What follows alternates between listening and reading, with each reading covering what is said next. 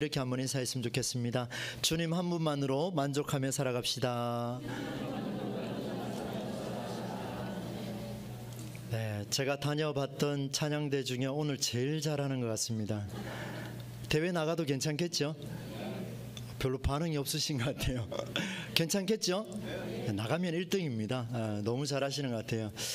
그 마음이 우러나오기 때문에 귀한 찬양이 이렇게 감동을 주시는 것 같습니다. 제가 개인적으로 은혜를 많이 받았습니다. 감사를 드립니다. 여러분, 우리가 지난 주일날 말씀을 좀 나눴는데요. 토기장이 비유가 무엇인가를 우리가 다시 한번 재해석을 했습니다.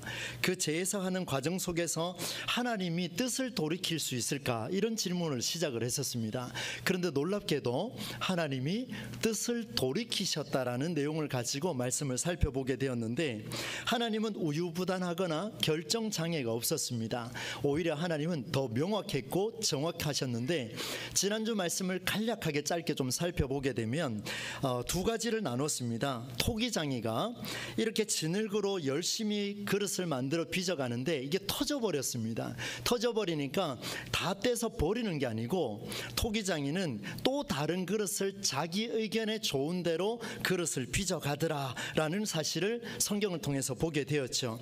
다시 말씀드리면, 깨뜨리지 않고 용도에 맞는 그릇을 만들어가는 하나님의 목적, 하나님의 목적은 절대로 변할 수 없다. 그래서 독생자 예수 그리스도를 보내주심으로 방법은 다양했지만 우리를 살리려 하셨던 그 하나님의 간절한 마음이 지난주에 우리에게 다가왔습니다. 그리고 또 한 가지는 if라는 단어를 사용을 하면서, 너희가 이렇게 하면 내가 이렇게 해줄 것이고 저렇게 하면 나도 저렇게 반응할 것이다 라는 말씀을 주시면서 경고의 메시지, 심판의 메시지, 두려운 메시지로 우리에게 다가왔지만, 사실은 되돌아보니까 그 말씀이 우리에게 선택과 결정권을 부여하신 하나님의 따뜻한 마음, 우리에게 자발성이 있어야 한다라는 것을 말씀을 통해서 살펴보게 되었죠.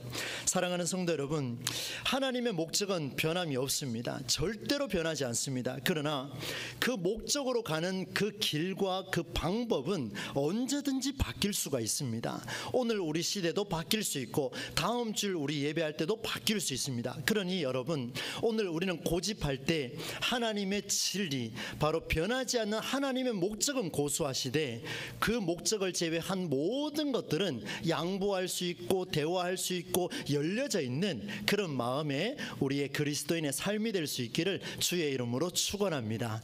여러분, 오늘 말씀으로 들어가면요, 기가 막힙니다. 왜냐하면 제가 서론에 이렇게 두 가지를 말씀드린 이유가 있습니다. 오늘 본문으로 들어가면 지난주 말씀하고 대조적입니다. 왜냐하면 지난주 말씀에서는 하나님이 그릇을 빚어가는데요, 포기하지 않고 끝까지 빚어가더라, 이 말씀을 드렸는데, 오늘 본문의 내용을 보게 되면 하나님께서 에레미야 선지자를 통하여 그 옹기를 사서 가지고 와서 던져서 깨뜨리게 하셨습니다. 기가 막힌 일이 오늘 본문에 등장을 해요. 그래서 말씀을 보는데, 하나님 어쩌죠? 지난주에는 안 깨뜨리신다고 이야기했는데 오늘은 깨뜨리셨네요. 어떻게 하면 좋겠습니까? 그러면서 말씀을 깊이 월요일부터 묵상을 하게 되는데요, 옹기를 깨면서까지 하나님이 아닌 우상을 숭배하는 일을 금지하고 있는 그 마음이 느껴졌습니다. 그런데 이 심판의 메시지가 오늘 우리 시대에 저와 여러분에게 또다시 어떻게 다가오는가를 말씀을 통해서 한번 살펴볼 텐데, 여러분, 오늘 말씀을 잘 들으시고 하나님께서 우리와 만나기를 원하시는 그 마음을 깨달으시고, 그리고 말씀을 마주하는 저와 여러분 각자가 하나님 앞에서 결단의 자리로 초대받을 수 있는 그런 은혜가 오늘 말씀을 마무리할 무렵에 저와 여러분에게 나타나기를 주의 이름으로 축복합니다. 그러면 여러분, 이제 토기장이가 애써서 만든 그릇을 깨뜨리면서까지 이스라엘 백성들을 경고하고 있는 이 말씀, 오늘 우리 시대에 지금 저와 여러분 오늘 말씀 마주하지 않습니까? 이 말씀이 우리에게 어떻게 다가올 것인가? 정말 심판의 메시지로만 그칠 것인가? 이게 오늘 관건입니다. 여러분, 이스라엘 백성들은요, 죄를 지어도 참 지저분하게 지었습니다. 오늘 성경 말씀에 4절로 6절까지 말씀에 그런 내용이 나오는데요, 함께 읽었습니다만 내용을 눈으로 한번 보십시오. 이 사람들이요, 하나님을 버렸습니다. 그리고 하나님의 성전을 불결하게 만들고 다른 신들에게 분향하며 무지한 자의 피를 막 쏟아 부었습니다. 바알을 위하여, 우상을 위하여 산당을 건축하고 그곳에서 자기의 자녀들, 내 아들 딸을요, 그곳에 번제로 불살라 버렸습니다. 이런 말도 안 되는 일들이 일어나기 시작을 했습니다. 이것을 본 하나님께서 분노하십니다. 그래서 7절로 13절까지 말씀의 내용을 보시면 하나님이 구체적으로 어떻게 이들을 심판하실 것인지를 보여주는데, 여러분 7절로 13절까지 눈으로 한번 보시게 되면 이런 내용이 있습니다. 칼에 엎드러지게 하고 시체를 공중에 세워 땅의 짐승의 밥이 되게 할 것이고 놀람을 당할 것이고 조롱거리가 될 것이며, 또 둘러싸여 공경에 빠지는 이런 일들, 아들의 살과 딸의 살을 먹고 친구의 살을 먹게 하는 이런 어처구니 없는 일들이 일어나게 될 것이다. 무엇 때문에요? 우상을 숭배하는 일 때문에 너희들은 이렇게 될 것이다. 경고의 말씀을 주셨습니다. 예레미야는 이 말씀을 듣고요, 이제 사람들을 찾아갔습니다. 그리고 옹기를 가지고 갔어요. 그곳에 가서 하나님이 이렇게 선포하셨습니다 하고 구구절절히 다 쏟아부었습니다. 사랑하는 성도 여러분, 오늘 이 말씀은요, 분명히 심판의 메시지예요. 멸망의 메시지입니다. 그런데 이 말씀, 또다시 말씀드립니다. 우리에게 하나님이 어떤 정확무한 그 하나님께서 내게 오늘 살아가는 힘을 주실 텐데 어떤 힘을 주시는가를 조명해서 다시 한번 보려고 합니다. 이제 그 이유를 여러분, 하나님이 예레미야에게 말씀하신 명령의 내용에서 한번 찾아보도록 하겠습니다. 여러분 1절 말씀을 우리가 같이 한번 읽어보도록 하겠습니다. 1절입니다. 시작. 여호와께서 이와 같이 말씀하시되 가서 토기장이의 옹기를 사고 백성의 어른들과 제사장의 어른 몇 사람과, 이렇게 기록을 시작을 하고 있습니다. 여러분, 예레미야에게 너는 토기장에게 가라. 조금 전에 봤던 그 토기장에 가서 그 값을 치렀는지는 모르겠습니다. 옹기를 사와라. 참 예쁘게 잘 빚었지 않겠습니까?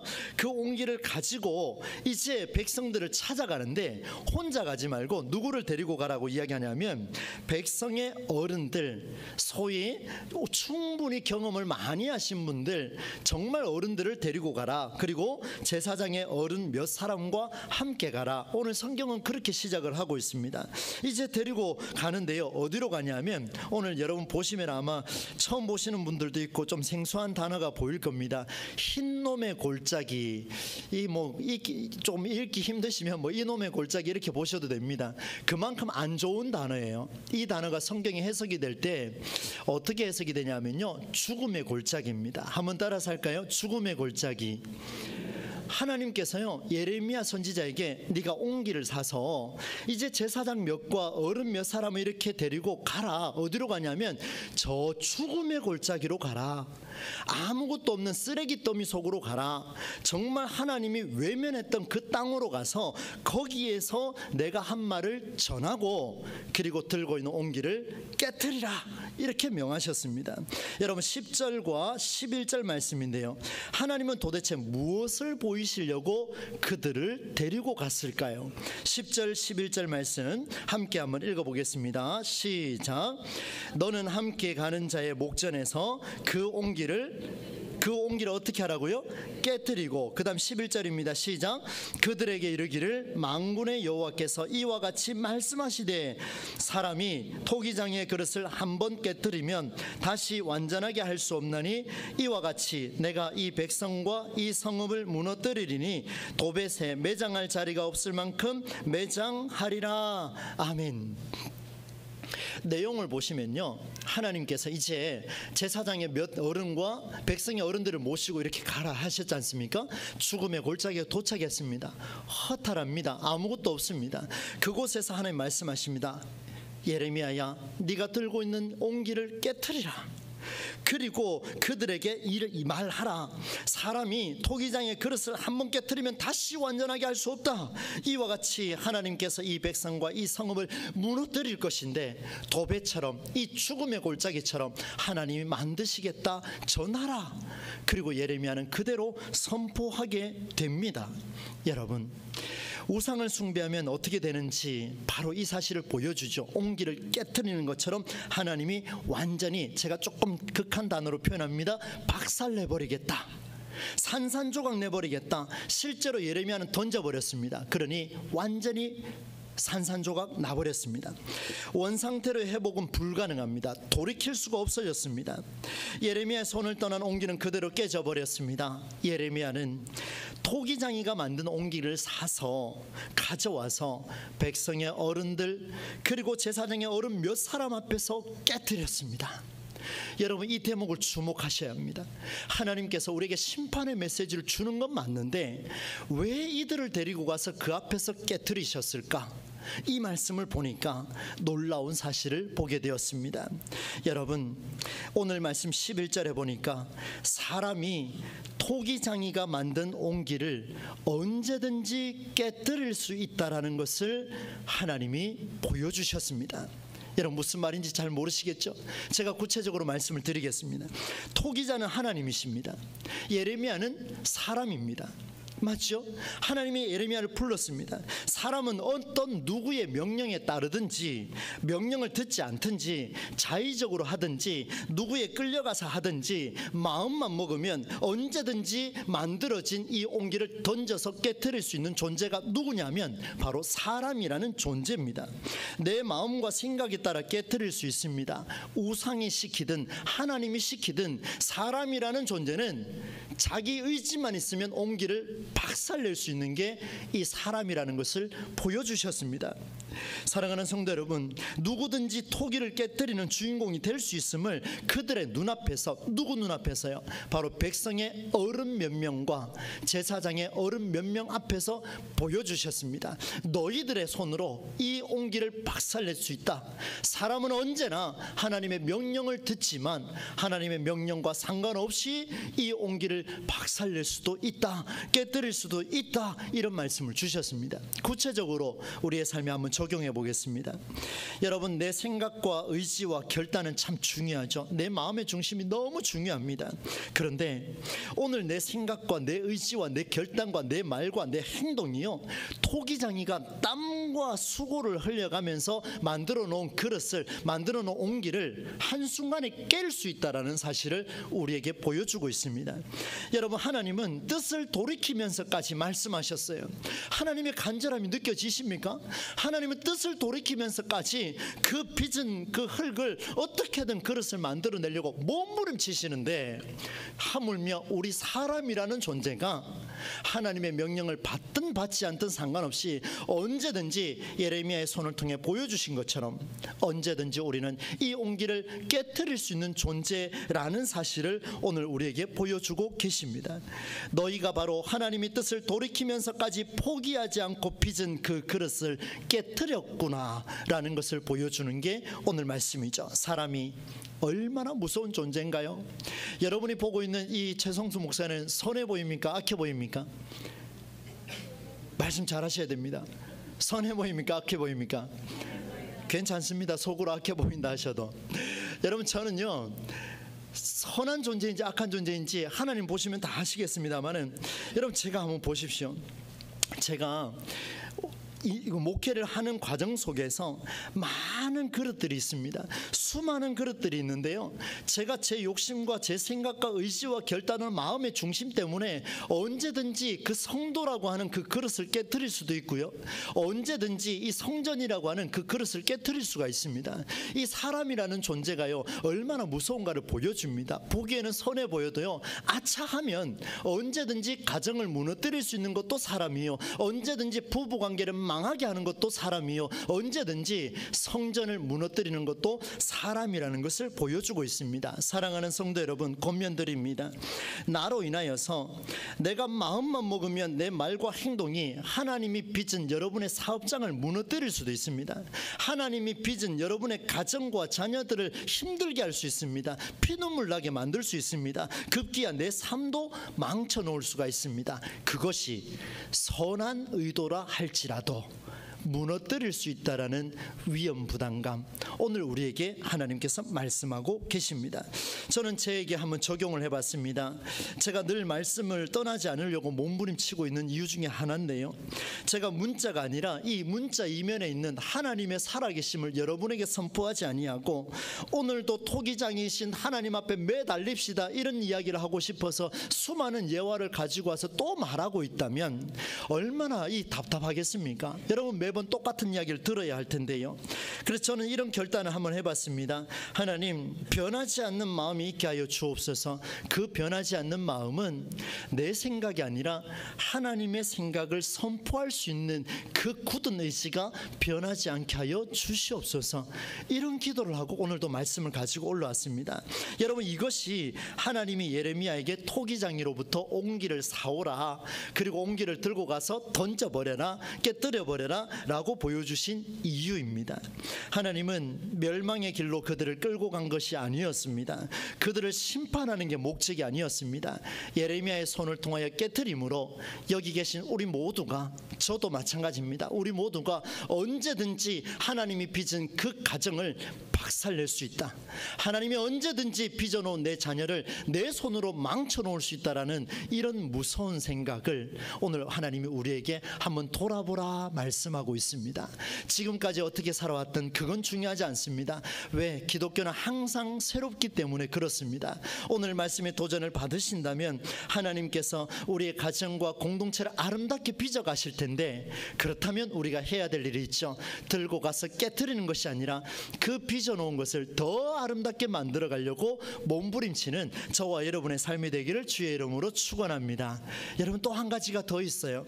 어떤 말씀인가 하면요, 오늘 3절 말씀에 보면 세 번역으로 이렇게 되어 있는데요, 마지막에 그것을 듣는 모든 자의 귀가 떨리니, 이 말이 무슨 말인가 하면 무서운 재앙이 되는데 모든 사람의 귀가 얼얼해질 만큼 이렇게 무서운 재앙이 될 것이다, 이런 표현입니다. 그러니까 보십시오. 예레미야야, 가서 이 말을 전하면 많은 사람들이 두려워 떨 거다, 이렇게 전했습니다. 그런데 지금 예레미야 옆에 누가 따라가고 있습니까? 백성의 어른들과 또 누가 따라가고 있습니까? 저처럼 말씀을 준비하는 제사장의 어른들 몇이가 따라가고 있습니다. 여러분 보십시오. 죽음의 골짜기에서 백성들이 들으면 귀가 얼얼해질 정도로 무서운 말씀이 선포될 것이다 라고 하며 예레미야가 대언했는데, 놀라운 것은 따라간 자들이 듣지 않습니다. 죽음의 골짜기를 보면서도 듣지 않습니다. 여러분, 2023년 작년이죠. 7월 15일 청주에 있는 오송 지하도 침수 사건을 아마 기억하실 겁니다. 제가 기사를 쭉 살펴보다가 이런 기사를 한번 봤습니다. 너무 충격이라서 제가 한번 언급을 해드리려고 합니다. 지하도 전체 길이가 685m랍니다. 그리고 그 지하도가 침수할 수 있는 위험 지역이 얼마냐면 430m입니다. 약 3분의 2 정도가 되지요. 그 당시에 버스를 포함해서 침수된 차량이 몇 대냐면 약 10대 이상이라고 이야기하고, 그 당시에 사망자와 부상자 수를 합하면 총 20명이 넘는다고 합니다. 정확한 숫자가 있는 기사가 없어서 제가 이 정도만 말씀을 드리게 되는데요, 이에 정부와 청주시청은 재발 방지를 약속을 했습니다. 그러나 1년이 지난 지금 어떤 기자가 그곳을 방문을 하고 사진을 찍어서 올려놨습니다. 참 잘 해놨더라고요. 많이 바뀌었습니다. 중간에 사다리도 만들어 놓고 다 해놨는데요, 여러분 한번 들어보십시오. 구명조끼, 튜브, 구명줄까지 다 세팅된 모습을 사진으로 봤습니다. 그런데 특이한 점이 있었어요. 구명줄 있지 않습니까? 구명줄이 플라스틱 타입으로 우리 그 끈을 묶는 거 있지 않습니까? 그걸로 꽉 묶어놨어요. 그래서 하도 이상해가지고 기자가 물었습니다. 뭐라고 답을 하냐면 이렇게 답을 합니다. 자주 쓸 일이 없고 분실 위험이 있기 때문에 그렇게 묶어놨습니다. 여러분, 이해가 되십니까? 지금 이게 지금 있을 수 있는 일입니까? 1년 전에 사람이 20명 이상이 죽어나갔는데 무슨 말입니까? 나하고 상관없거든요. 나랑 상관없으니까 사람이 죽든지 말든지, 사람이 아프든지 말든지, 지금 내 아내가 고통 중에 있는지, 지금 내 남편이 우울증에 걸려 있는지, 지금 내 아들과 딸이 고통 중에 있는지 슬퍼하는지 아무도 관심 없다는 거예요. 나만 살면 되니까, 나는 괜찮으면 되니까. 이런 일들이 우리 가운데 없을 법이 있겠습니까? 우리 안에 많은 일이 일어나고 있습니다. 여러분 보십시오. 하나님이 강력한 메시지를 주셨습니다. 모든 예루살렘 주민이 듣고 귀가 얼얼해질 것이다. 하나님 그렇게 말씀하셔서 선포하셨는데 정작 백성의 지도자들, 저와 같은 자들은 듣지 않더라는 거예요. 참 기가 막힌 이야기 아닙니까? 나와 상관없다고 여겼기 때문에 그렇습니다. 직접적인 관련이 없으면요, 여러분 주일날 메시지 들을 때도요, 뭐 나하고는 별로 상관없지 이렇게 생각하는 분 상당히 많을 겁니다. 여러분, 나와 상관이 없다 할지라도 이 말씀을 우리 삶에 각자가 한번 적용해 봅시다. 엄청나게 살아날 겁니다. 여러분, 놀라운 일이에요. 하나님 말씀이 위력이 있습니다. 그렇다면 그 원리를 한번 가져가 봅시다. 여러분, 그곳에 있는 사람들이 나와 상관없으니까 오송 지하도를 만들었던 그 공무원들처럼 나와 상관이 없으니까 꽁꽁 묶어버렸습니다. 그런데 예레미야는 달랐습니다. 한번 들어보시겠습니까? 예레미야는 이스라엘의 멸망을 선포하신 하나님의 말씀을 직접 들었습니다. 혼자 들었습니다. 그리고 지금 자신이 무엇을 해야 할지를 고민했습니다. 놀라운 사실은요, 그의 고민은 자기 때문에 일어난 고민이 아니었습니다. 여러분 이해되시죠?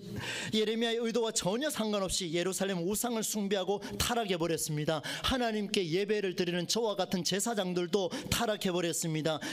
그래서 결론적으로 예레미야의 잘못은 0%입니다. 아무것도 잘못한 게 없어요. 지금 너무나 당황스럽습니다. 하나님이 콜링했습니다. 소명을 넣었습니다. 예레미야 이리 오너라. 내가 너에게 전한 말씀을 선포하라. 하나님의 하소연을 다 들어줬습니다. 그리고 백성들에게 가서 선포했습니다. 백성은 한마디도 듣지 않습니다. 그리고 소위 지도자들이라고 하는 사람들조차도 듣지 않습니다. 고생은 고생대로 하고 성과는 하나도 없었습니다. 여러분, 제가 예레미야에게 저를 한번 대입시켜 봤습니다. 그래서 제가 이런 이야기를 적었습니다. 예레미야에게 큰 고민이 있었다면 어떤 고민이 있을까? 제가 이렇게 썼습니다. Why? 왜 하필 납니까? 나는 잘못한 것도 없는데 왜 하필 접니까? 하나님, 이런 황당한 상황에서 하나님 왜 하필 접니까? 왜 하필 저를 이 직장에 보냈습니까? 왜 하필 저를 이 교회에 보내셨습니까? 왜 하필 저를 이 부서에 봉사하게 했습니까? 왜 하필 이 사람과 결혼하게 했습니까? 왜 하필 이런 부모 아래서 내가 살게 했습니까? 여러분, 예레미야의 삶이 오늘 우리의 이 불평과 흡사하지 않겠습니까? 그런데 예레미야는 피하거나 숨지 않았습니다. 오히려 마주했습니다. 그리고 그가 해야 할 일을 찾았습니다. 예레미야가 이 정도까지 하는 이유가 무엇일까? 뭔가 특별했을까라고 생각하고 예레미야 1장부터 다시 읽었습니다. 그런데 여러분, 예레미야 1장에 보면요, 예레미야는 hil기야라는 사람의 아들이었습니다. 그 아버지 hil기야는요 제사장이었어요. 역시 예레미야는 제사장 가문의 제사장이었습니다. 여러분, 제사장이 무엇을 하는지는 잘 아실 거예요. 오늘 저와 같은 목사들을 이야기합니다. 제사장은 말씀을 준비하는 자들이기 때문에 하나님 말씀을 나와 상관인으로 여기고 그렇게 살아가는 자들이죠. 그 당시에 많은 제사장들이 하나님 말씀조차도 나와 상관없는 일로 선포하고 있을 때 예레미야는 이것이 하나님의 말씀이요 나와 상관 있는 것이라고 선포했습니다. 자신이 무엇을 해야 할지를 고민했던 사람입니다. 사랑하는 성도 여러분, 예레미야는 제사장 가문이었습니다. 그렇다면 오늘 저와 같은 자, 여기 계신 우리 장로님들, 이 정도만 해야 될 것인가? 라는 물음표를 갖고 다시 주의 말씀 앞에 무릎 꿇고 엎드렸습니다. 주께서 말씀을 주셨습니다. 이미 성경 66권 중에 두 번째 책인 출애굽기 19장 5절로 6절 말씀에 이런 말씀을 기록하고 있습니다.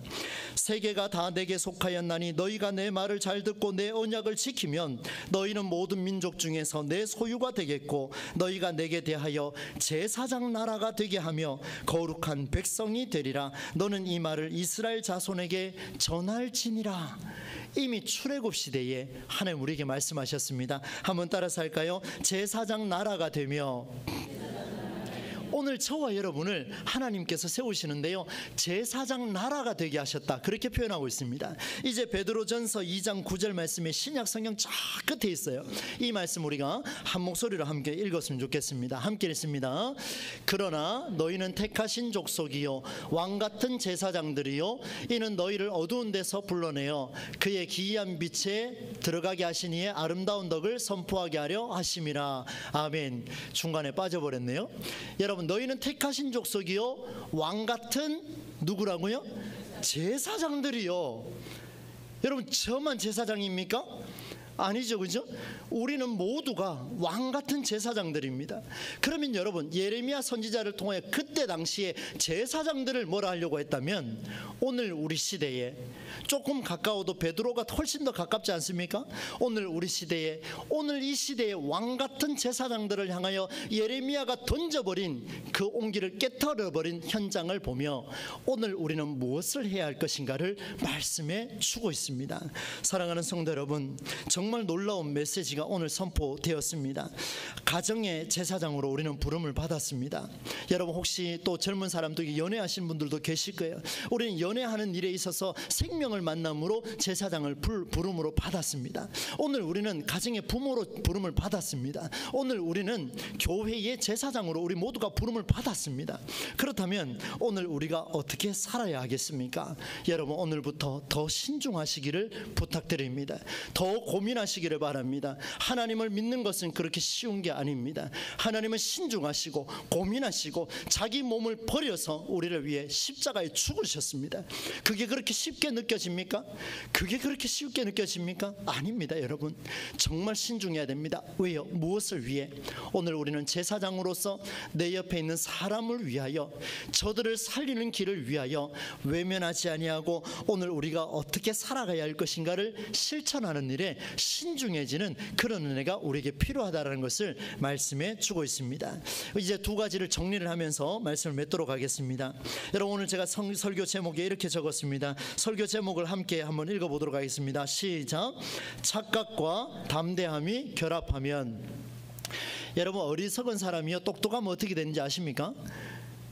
상당히 힘들어집니다. 여러분, 착각하는 사람이요 용기까지 더하면요 담대해지기 시작하면 골치 아파지기 시작합니다. 걷잡을 수가 없어요. 여러분, 이스라엘의 백성들 중에 많은 제사장들, 많은 어른들이요 오늘 성경에 나오지 않습니까? 저희보다 더 많이 경험한 선조들이요 어떤 생활을 했냐면 착각에 빠졌어요. 나는 상관없겠지.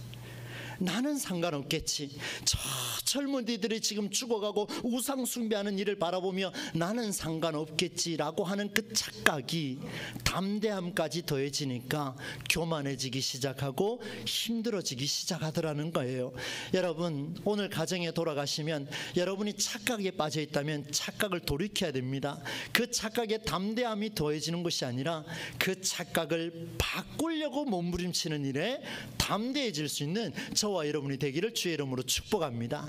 정말로 너무 필요합니다. 너무 간절하죠. 사랑하는 성도 여러분, 이미 아파하고 죽어가고 고통스러운데 내 옆에서는 지금 신음하고 있는데 그쵸? 나는 괜찮겠지 이렇게 하지 마시고 오늘 내가 힘들어도 한 번 더 보살펴드리고 한 번 더 살펴보시고 한 번 더 격려해 주시고 한 번 더 손잡아 주시고 한 번 더 응원해 주시고, 가르치기보다 한 번 더 응원해 주십시오. 100번의 가르침보다 한 번의 응원이 그 영혼을 살려낼 줄로 믿습니다. 나와 상관없는 일이라고 말하는 착각에서 벗어나시고 이제 하나님께서 허락하신 이 말씀, 죽음의 골짜기 앞에서 귀가 얼얼할 정도의 메시지가 들렸는데 깨닫지 못하는 자가 아니라 충분히 깨달아서 오늘 이 한 주간 우리와 만나는 많은 사람들의 그 생명을 우리가 살려내는, 특별히 여러분의 일터 가운데에서 여러분을 통하여 그리스도의 향기가 마음껏 풍겨나가는, 오늘 찬양했던 것처럼 주님 한 분만으로 만족함이 어떤 삶인가를 저와 여러분이 드러낼 수 있기를 주님의 이름으로 간절히 축원합니다. 사람이 토기장의 그릇을 한 번 깨뜨리면 다시는 완전하게 할 수 없나니. 깨트리고 난 뒤에 후회하는 인생이 아니라 깨트리지 아니하고 더 예쁘게 빚어갈 수 있는 저와 여러분이 되시기를, 우리 동부제일교회가 될 수 있기를 주의 이름으로 축원합니다. 하나님 아버지, 귀한 말씀을 가지고 이 하루를 또 살며 한 주간을 살고자 합니다. 파송을 하려고 합니다. 주여, 이 말씀 가지고 각자의 소명에 맞게 하나님 앞에서 응답하게 하여 주옵소서. 하나님은 끝까지 빚어가시는데 우리가 그 그릇을 사와가지고 깨트리지 않도록 하나님 아버지 붙잡아 주시고, 우리의 일터와 가정과 사업장과 교회 공동체에서 함께 빚어가는 놀라운 은혜가 임하게 하여 주옵소서. 예수님의 이름으로 축복하며 기도하옵나이다. 아멘. 찬송가 421장 주신 말씀 생각하며 함께 고백하겠습니다.